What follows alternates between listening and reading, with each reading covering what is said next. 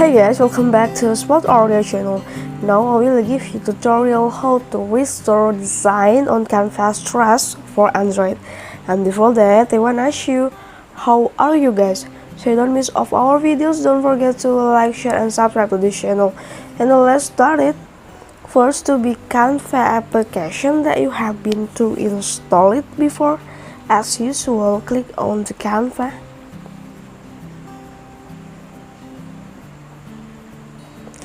And after that, the next step, you can go to the menu in the below of the right corner, and immediately you can go to the trust. Click on the trust. And how to be restore it, you can click the three dots in the upper of your design. Click on here and click the restore.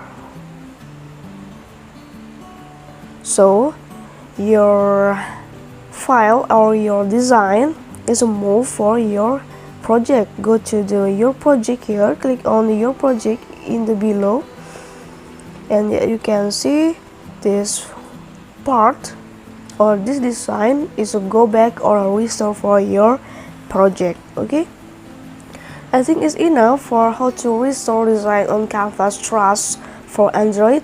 I hope this video is useful for you. Thank you for the attention and bye.